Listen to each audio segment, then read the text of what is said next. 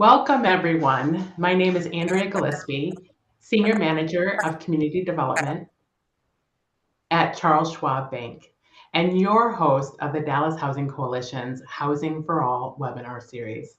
Thank you for joining us this morning.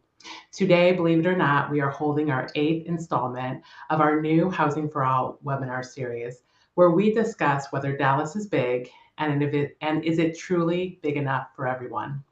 Our plan in this webinar series is to have brief but impactful one-on-one conversations with Dallas Housing Coalition members and other community leaders who are Dallas's strongest advocates for keeping Dallas affordable. Joining us today is Mark Melton. Mark is a partner of Holland and Knight in Dallas, where his practice focuses on federal income tax and mergers and acquisitions.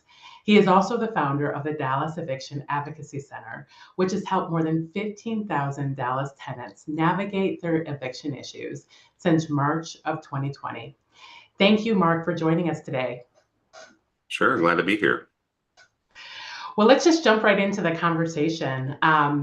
I'm thinking of our viewers who are joining us right now that either may not have heard of the Dallas Eviction Advocacy Center or have limited knowledge about what the organization does. So can you share a little bit about the work of the organization and provide a few examples of the types of pro bono services that the organization provides? Certainly. So the Dallas Eviction Advocacy Center is a nonprofit law firm that my wife and I founded in March of 2020 as the pandemic began to rage. And at present, we've got 16 full-time employees, and we represent tenants facing eviction in Dallas County. And at this point, we're representing more than 400 tenants a month in their court hearings. So today, we've helped more than 15,000 families in Dallas County navigate potential eviction issues. And last year, we actually won 85% of the cases that we tried in court. Because the reality here is we live in this era of complete non-compliance when it comes to landlords trying to evict tenants. In our first year in 2021 that we were actively in court on a full-time basis, we won 97% of our cases. And so part of our thesis is that if we are in these courts representing these tenants at scale, then the landlords will necessarily learn the rules and start to follow them. Because if they want their evictions, they'll have to cross their T's and dot their I's and actually follow the law. And so if that happens, we would expect that our win rate would go down over time with the goal of ultimately, in some theoretical world, losing 100% of the cases because the landlords did it right every time. And we've seen that trend line go down from 97% in 2021 to 85% in 2023. So the system is working. Wow, that is a tremendous track record. And I really appreciate how you shared the organization's theory of change about the value proposition it provides to tenants, but what you want to see over time. And it really seems like the organization not only in terms of just providing pro bono services, really is serving as an accountability mechanism for landlords or property owners, it sounds like. Well, and I think that's exactly what our stated goal is, right? We operate under this idea that I call saturation theory. And this is based on some actual older economic theories about rational behavior and compliance that effectively say that people act rationally, whether it's in compliance with the laws or societal norms. And what that means as an example, and in fact, the Nobel laureate economist who came up with the original theory at the Chicago School of Economics said, I'm supposed to park in this parking lot and I'm supposed to pay a monthly fee, and I could do that. Or I can be a scofflaw and I can park in the street illegally and have a shorter walk into work. And he did the math based on the probability that he would get a ticket and the cost of that ticket. And mathematically, it was cheaper to get the tickets and pay them than it was to pay the monthly fee. And so he said, I made a rational choice and I chose to park illegally every day. And so, there's this this correlation between consequence and probability of consequence when people think about how they're going to act rationally. And in the landlord-tenant context, that's exactly what's been happening historically. There has never been an accountability mechanism. Prior to the pandemic, tenants were represented by counsel in these courts fewer than 1% of the time. So almost never statistically. And so landlords had a 99% chance that they could go into a court, get their eviction without ever being questioned on it. Because quite frankly, historically, the courts have just been a rubber stamp for landlords. They might as well have been a subsidiary of the apartment association because they were not questioning landlords and making them prove up their case. And so, in fact, even today, unrepresented tenants that get evicted at an error rate of about 92%. Wow. So, and that comes from some studies from the Child Poverty Action Lab that compare outcomes for represented tenants to outcomes for unrepresented tenants. And they're the same cases. There's nothing different except that there's not a lawyer there. And if unrepresented tenants as a group got the same outcomes that represented tenants do, 92% of those evicted would not be evicted, which is kind of a sad commentary on the American legal system for those of us that were brought up to believe that we live under the rule of law and a system of justice and checks and balances and a constitution. And all of those notions are completely mythical, made up things. They're not real unless you can afford a lawyer or you're lucky enough to have one volunteer to go into a courtroom and defend your rights. Absent that, you don't have any. Mm-hmm.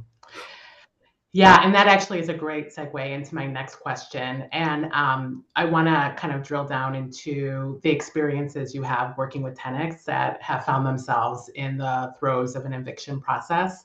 What are some of the biggest challenges tenants face when it comes to not only navigating the eviction process, but also finding affordable housing in our community? Well, I think on the eviction side, the toughest part in navigating it is not being a lawyer, because we've literally seen tenants go into courts where we have told them here are the arguments to make, and in fact, this happens on a somewhat regular basis where we'll represent one tenant. That case will be dismissed because we represented them. The very next tenant will get up in front of the exact same judge, only seconds later, and say the following: I live in that same apartment complex. The facts that you just heard and the arguments that you just heard are exactly identical to what happened to me. And the judge will say, well, you don't know what you're talking about, so you're evicted. Wow. Mere seconds later, the exact same facts. So just simply not having a lawyer reduces your chances of winning. I mean, exponentially. It drops from almost 100% chance of losing if you don't have a lawyer to almost 10% chance of losing if you do, right? So that is explained by more than mere good lawyering, right? That is indicative of a completely broken justice system. And on the affordable housing side, when we started this at the beginning of the pandemic, we could somewhat easily find places to move people into at the sub $1,000 a month rate. Those units are almost impossible to find now. We've seen upwards of 40% in rent inflation at the lower end of the market, right? Everyone talks about rent inflation in terms of the whole and the medians and the averages, which is sitting somewhere around 22 or 23% over the last 4 or 5 years. But that doesn't really tell the whole story, right? Because that is at the top of the market, you're seeing lower rent increases, and at the bottom of the market, you're seeing enormous rent increases as a percentage. And people's income didn't go up by 40% in the last 4 years. So it just means they're spending a higher percentage of their take-home pay on rent than they were before. And we're seeing cost-burdened, tenants really increase as a group. Poverty is becoming more pervasive as a result. Wow, you said a lot of important things just in that last response to my question, and just the fact that lack of representation in the eviction proceeding has such a profound impact on the outcome of the case is just kind of mind altering for me right now, and I'm sure for a lot of the viewers that are joining us here today. And then just the retrospective look of where we were a few years ago in terms of affordable housing and where we're at today, and how that just really complicates the whole process, especially I would say for the residents of Dallas that are going through eviction that you can't help, that they get evicted without the representation, and then They're not even starting from zero. Again, it sounds like they're starting from less than zero because there's so many fewer affordable housing units than there were just a few years ago. Well, and there are, and I want to address, the counter argument to the affordable housing, crisis narrative, which is a lot of people are out there saying, well, we don't have a shortage of housing, which on the whole is true, right? That's a fact, right? We have plenty of units for people to live in across the entire spectrum. However, that doesn't tell the whole story. Um, because the people at the bottom end of the market that are living, in poverty or near poverty, they can't afford to live in any of the units that are available in Dallas. They can only afford to live in a subset of those units at the very low end of the market.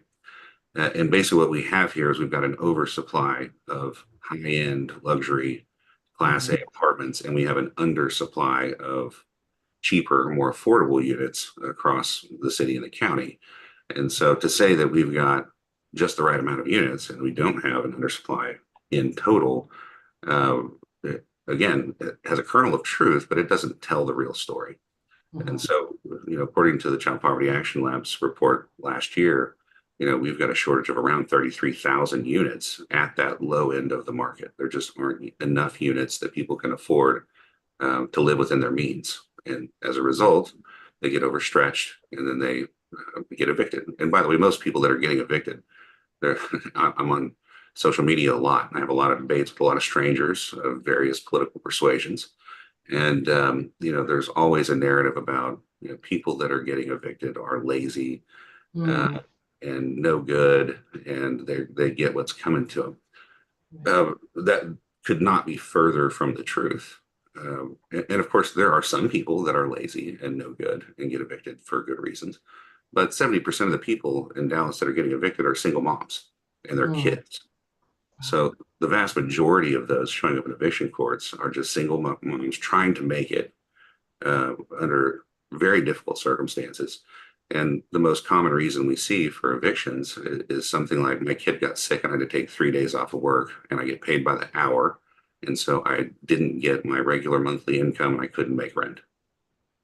That's why people are getting evicted. It's not because they're lazy. It's because the system does not provide the right supports to keep people from it. Right, right. Yeah, that is, I actually was going to pull the conversation in that direction and ask you about the causes of eviction. And you gave a great example of loss of pay that was then anticipated and it created a snowball effect. Are there other reasons that either contribute to an eviction or compound the situation? If you take the single parent working an hourly job situation, that one little thing happens, and then are there other factors that contribute to the loss of pay that was anticipated that ultimately leads to an eviction process? Well, I mean, you got the baseline that everyone is starting with, especially at the lower end of the income spectrum, right? Is there is no additional income, right? There's not money left over at the end of the month.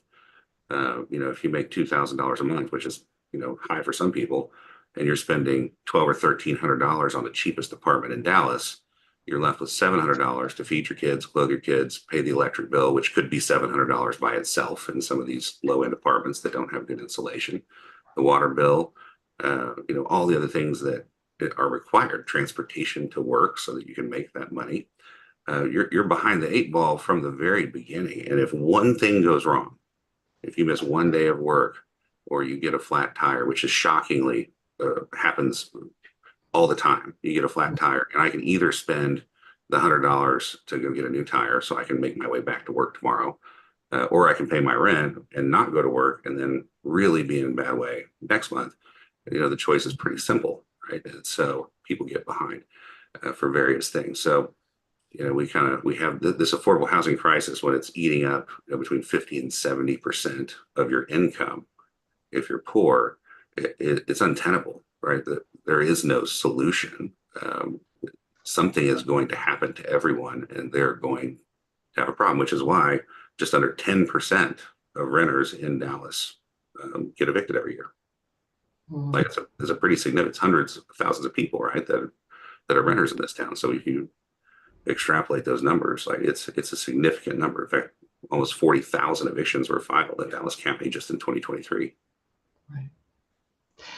Yeah, you brought up an excellent point that I want to come back to before I move on to the next question. And you just did a great job of showing or illustrating how one thing basically creates a snowball, and that the root cause of that snowball really is a lot of individuals being very housing cost burden. And what I mean by that is so much of their income is going towards housing that if they do have an unforeseen or catastrophic situation, there's no cushion because so much of their money is already going towards keeping a roof over their head. So I think that really shows the intersection there in a nutshell between evictions and the affordable housing crisis we see in our community. Well, I mean, if you really think about this, there's the bleeding heart argument, which is we want to help people. Not everyone subscribes to that theory, right? Some people do not have hearts at all, much less bleeding hearts. And for those people, there's also a fiscal argument to make if that's more compelling. A study just came out this last week from the Perryman Group, which is, by the way, a group of economists that typically do reporting for Republican legislators here in Texas. So they're analyzing the economic impacts of Republican policies for Republicans to justify them. They looked at what was the economic impact of our work, specifically at the Dallas Eviction Advocacy Center here in Dallas. And their conclusion was just based on 1 year's worth of activity at our current rate, what we contributed to the economy here in Dallas was $182 million of additional economic activity and a savings to the coffers of the taxpayers, the city and the county, of $40.6 million. And that comes in the way of a couple of things. First of all, on the income side, if you get evicted, it's really hard to keep a job. So people that get evicted lose their jobs. So things compound. So they're not being economically productive because they don't have a home base from which to go to work. So we're losing economic activity when people go into shelters. On the cost side, right, the government is spending a lot of money on shelters, on healthcare costs, which go up dramatically for low income and especially homeless people. They end up at Parkland Hospital more than other people do. We also have criminal justice costs, right, because crime and poverty are correlated. And so when people become homeless and desperate, they commit more crimes. And the cost of those things is enormous. And if you look, and this is based on a population getting evicted of just 5,000 people, right? It's actually closer to 40. And those are significant numbers and significant costs that if we were smart about this, we could make intelligent investments, into our communities to stabilize these people for significantly less than we're spending on all these other additional costs of poverty and homelessness. And not only does it solve the bleeding heart argument of keeping people, in a place where they can actually live their life and hopefully grow into something better, it will save the taxpayers hundreds of millions of dollars. Like, it's just common sense to do it, but we've got to show people that's true so that they'll sign on to the ideas. Yeah, I can't help but think of a saying that my grandma always used to say, and I'm sure a lot of families have the same saying, is the cheap comes out expensive. And that was my first thought as you were sharing your perspectives on just the economic cost long term of not dealing with some of these issues in the short term. And that really kind of leads me to my next question, because as we talk, what I'm seeing and I'm hoping our viewers seeing is that there are a lot of root causes driving eviction rates and housing insecurity for a lot of Dallas residents right here, right now. Is the Dallas Eviction Advocacy Center collaborating with other housing advocates, affordable housing developers, or even government agencies to address these root causes? So maybe we can, in one time in the future, invest in solutions sooner rather than later. I mean, we have our hands in a whole lot of different areas, right? And so our main focus is obviously being in courtrooms and defending tenants. But when you do that all day and you really get this front row seat to poverty in America, unless you're heartless, you kind of feel compelled to jump into some of these other areas. So yes, we're very involved in policy issues with the city council, the commissioners court, and the legislature. So we do a lot of policy work. We also do work with affordable housing developers that we think are the good guys, because they're not all the good guys. But the ones that we do think are the good guys, we support them and try and help push their programs through. And we're also working on some other ideas that we have on how to finance affordable housing growth at scale. Because what happens in a lot of these cases is, most of the affordable housing is sitting there right now, right? It's in these older apartment complexes. It already exists. And what we saw in COVID was a massive rise in the price of multifamily housing. And so you get a lot of these vulture funds, and I'm a private equity lawyer by day. And so, they're not all the bad guys, but there are definitely some vulture funds that are the bad guys. And a lot of them own property right here in Dallas at the low end of the market. And they have a tendency to just abuse the hell out of their tenants, not repair anything. People are living in squalor with no repairs, and they're raising rents the whole time. And so we've got to find a way to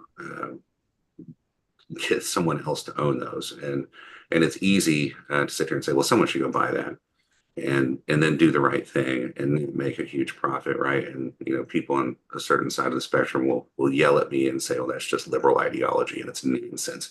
And they're right, it is. That is nonsense. So instead, we're looking at actually doing it ourselves. So we're looking at some credit lines with some large banks for a few $100 million to come in and acquire some of these Class C and lower apartment buildings and own them through a nonprofit structure. It's not a governmental entity, but a privately run nonprofit structure, and take all the would-be profits from these affordable housing developments and then turn them right back around and give them back to tenants in the form of lower rents or rent controls and actual on-site services, right? And so we can imagine an apartment complex for single mothers that has a daycare on site, so to assist them in being able to go to work and things that make people's lives easier. The real estate business, it turns out, is super profitable if you do it right. All my clients are getting 25-30% returns year over year on their real estate investments, which is a lot of profit that if you put it in the right place and turn it back around to the people, we could do a lot of good that way. And so instead of sitting here and hoping that someone else will come and buy it and do the right thing by tenants, we're looking at ways where we can just manage that ourselves and actually do it. That is tremendous to hear, and just it just heartens me that you are looking at these issues from all sides of the coin, not just in terms of legal services, but really from a systemic issue. So that's really great to hear. As we round out our conversation, I want to come back to the tenant perspective. I can imagine if you are a tenant that probably already has a stressful life, if you're living paycheck to paycheck and taking care of your kids and everything else that might be going on in your life, to find yourself in an eviction proceeding has to be highly emotional, highly stressful, and can lead the tenants to maybe making decisions that they wouldn't necessarily make if they felt more empowered and felt more measured about how they navigate through the situations. So I was just wondering, is the Dallas Eviction Advocacy Center looking at how do you empower tenants that do find themselves in these eviction proceedings that maybe you're not able to help, or even in some cases where you are able to help, so that they have a sense of they can bring a sense of dignity and empowerment to navigating the process as well. Well, that's a loaded question, and I have a couple of comments on that. Yeah. In my own personal life, I have been a landlord that has lost properties because tenants didn't pay the rent back in the 07, 08 financial crisis. Yes. Before that, I was also a tenant that got evicted because I lost my job in Oklahoma. So I have literally been on both sides of this coin. And, the feeling of helplessness and desperation that you feel as a tenant that is being forced out of your home is pretty indescribable. And unless you have been there, we could flower up the words as much as you want, but you're not going to really understand how stressful it is. Mhm.